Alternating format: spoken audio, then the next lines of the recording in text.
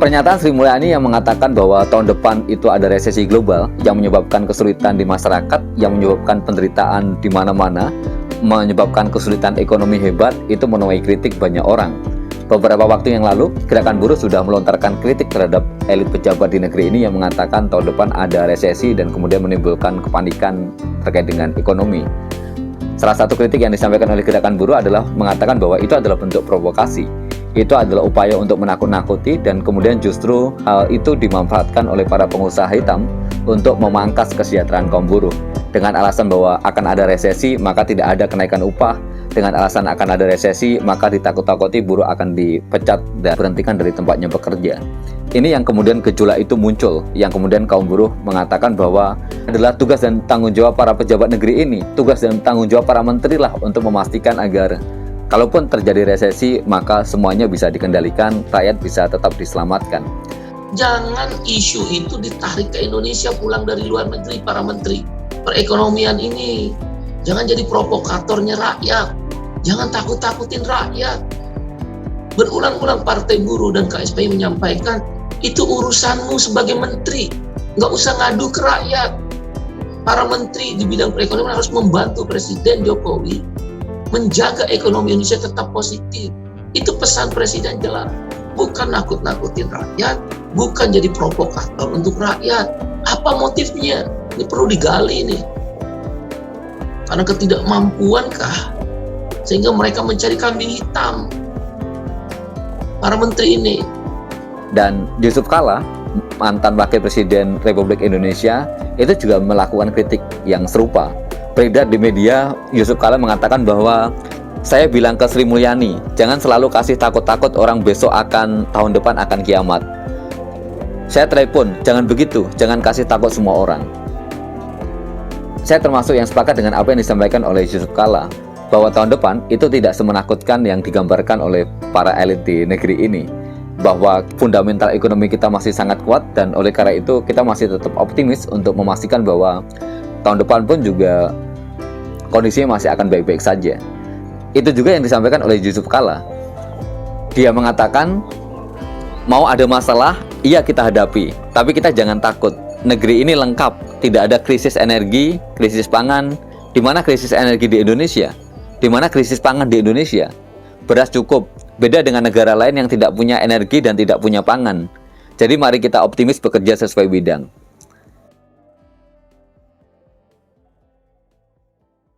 Mengutip sekali lagi apa yang disampaikan oleh Pak Yusuf Kalla, bahwa kita mesti optimis untuk menatap masa depan. Dalam kaitan dengan itu, kita juga menyayangkan para pihak yang kemudian mengatakan bahwa kenaikan upah minimum di tahun depan harus masih menggunakan mekanisme PP36. Artinya kenaikannya hanya di kisaran 1-2%, karena dengan alasan tadi bahwa resesi ekonomi ada di depan mata. Bahwa saat ini juga digembar-gemborkan begitu ya di media, tentang banyaknya buruh yang kemudian di PHK karena faktor tadi, resesi yang sudah mulai menerpa. Ini bagi kita adalah semacam kampanye hitam. Ini bagi kita adalah semacam propaganda jahat begitu, dalam tanda kutip, untuk kemudian menakut-nakuti buruh, menakut-nakuti gerakan, menakut-nakuti rakyat, bahwa kita mesti nerimo saja, bahwa jangan nuntut macam-macam, bahwa kondisinya ke depan memang ada dalam tidak kepastian. Dan oleh karena itu, tentu kita menolak tegas terkait dengan anggapan-anggapan seperti itu. Bahwa kita harus bersiap-siap, iya. Bukan hanya ketika ada informasi bahwa tahun depan akan ada resesi.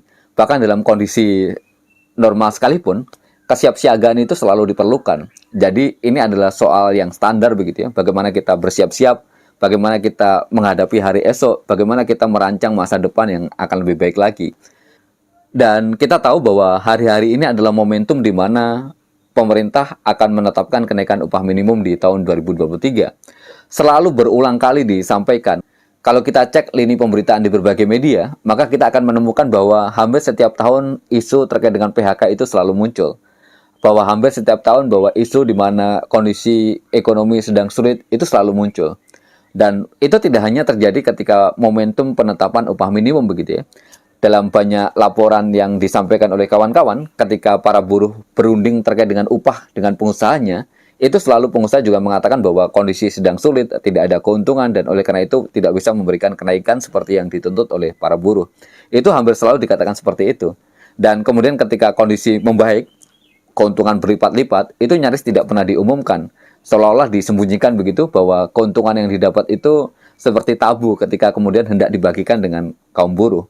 Dan ini menjadi satu fenomena yang berulang setiap tahun begitu ya. Apalagi kemudian ketika momentumnya adalah momentum terkait dengan kenaikan upah. Nah, dalam kaitan dengan hal itu, tentu saja kita juga punya catatan. Jangan-jangan hal ini juga ditumpangi begitu oleh para pengusaha hitam untuk kemudian menekan kenaikan upah buruh di tahun depan itu untuk tidak naik secara signifikan. Padahal kita tahu secara kasat mata dengan data-data yang ada, itu inflasi sudah melonjak tinggi. Begitu juga pertumbuhan ekonomi juga tumbuh begitu. Dan kalau kita mau fair, mestinya pertumbuhan ekonomi dan termasuk juga inflasi yang itu adalah notabene adalah kenaikan harga-harga itu juga diakumulasikan dalam penetapan upah minimum, penetapan upah buruh. Bagaimana mungkin misalnya ketika upah buruh itu kenaikannya di bawah dari kenaikan harga-harga? Itu kan sama saja artinya adalah kenaikan upah buruh tidak menutupi dengan kenaikan harga-harga. Dan dengan demikian maka fungsi upah untuk menjaga daya beli, fungsi upah untuk memastikan agar buruh bisa memenuhi kebutuhan hidupnya akhirnya tidak bisa terpenuhi. Yusuf Kala selain sebagai mantan wakil presiden dan dia adalah seorang pengusaha yang juga seorang ekonom begitu. Artinya apa yang disampaikan oleh Yusuf Kala saya kira lebih layak untuk dipercaya begitu ya dibandingkan dengan apa yang disampaikan oleh Sri Mulyani.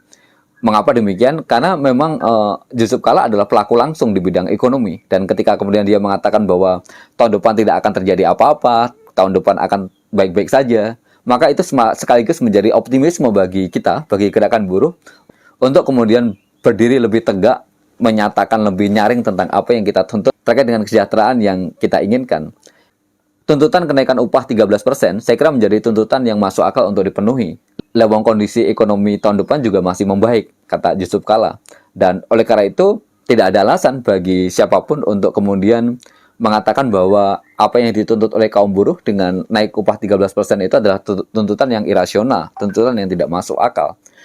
Justru sebaliknya, kalau kemudian mereka menghendaki upah buruh itu lebih kecil dibandingkan dengan inflasi, itu justru tidak masuk akal lagi. Artinya mereka memaksa kaum buruh untuk miskin, memaksa orang bekerja, tetapi apa yang dia dapatkan tidak mampu untuk menutupi kebutuhan hidupnya.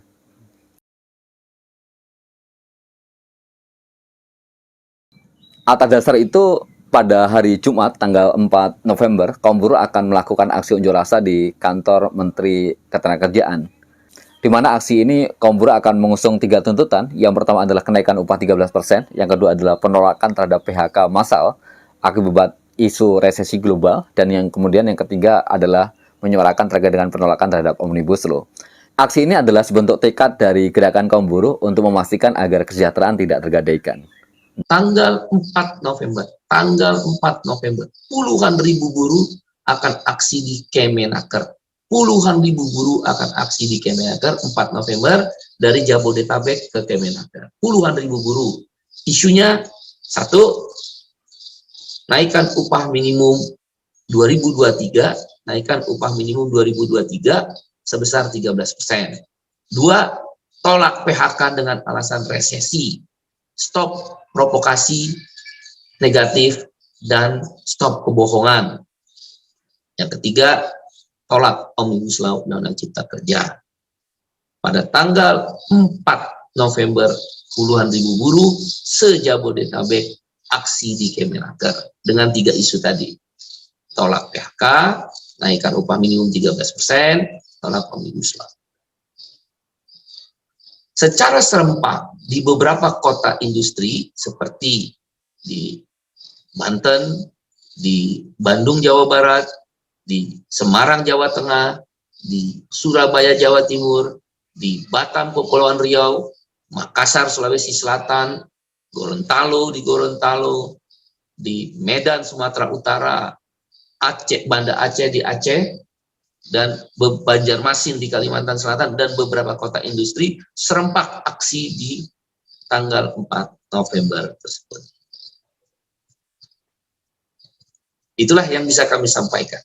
Bila mana 4 November tidak ada respon dari pemerintah dan pengusaha hitam terus memancing, bahkan nanti naik upahnya di bawah inflasi, akan ada pemogokan yang lebih besar. Bahkan kami sudah memutuskan dalam rapat kerja nasional KSPI dan rapat pimpinan FSPMI, mogok nasional akan dipersiapkan setelah minggu kedua Desember. Setelah minggu kedua Desember. Ya, yang melibatkan 5 juta buruh. Melibatkan 5 juta buruh